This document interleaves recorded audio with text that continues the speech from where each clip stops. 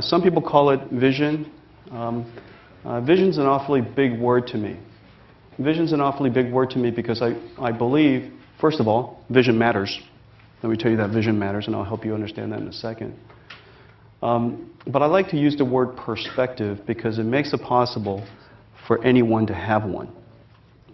When you say vision, it feels like only a few selected visionaries of the world can have one. But everyone has a perspective, and that's in fact all vision means. That you see the world in a way that is either different or otherwise, okay, than somebody else. And you see opportunities that I think that you believe are particularly important to go in and address, that you can address in a particular way.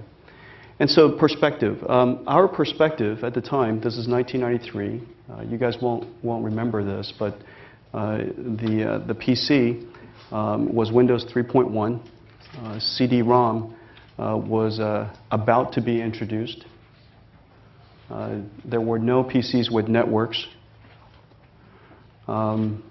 Wireless technology. If somebody said radio, I think the word that would come to mind is FM radio.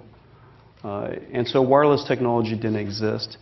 The fastest microprocessor in the world was a 66 megahertz 46 DX2, and I don't think any of you would even use it in your tennis shoes today. And we would run our computers with that. The PC was becoming used for desktop or for office automation.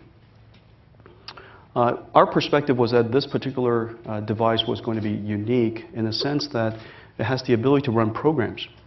And what if we gave it the benefit of running 3D graphics programs so that you could explore new worlds, play games, play games. And so we started a company, and the business plan basically read something like this. We're going to take technology that was available only in the most expensive workstations. We're going to try to reinvent the technology and make it inexpensive. And the killer app was video games. And so I took this idea to Sand Hill Road, and they told me there was no video game market. People don't start companies to play games.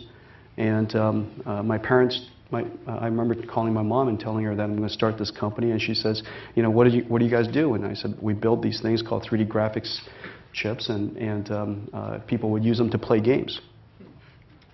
And then she said, why don't you go get a job? Now, of course, games was we believe going to be a very large part of the marketplace. Now, we had that perspective for very obvious reasons. We grew up in the video game generation. I was the video game generation. I was the beginning of the video game generation. And so the entertainment value of video games, computer games, was very obvious to me. And I could imagine how it could be a very large market and a very large industry. For a lot of the people that were older, that sensibility didn't exist. And so notice, I just described to you a perspective about the world that we had that is apparently, obviously now true, because video games is the world's largest digital media industry today. It is apparently true. And yet at the time, our common sense was unique.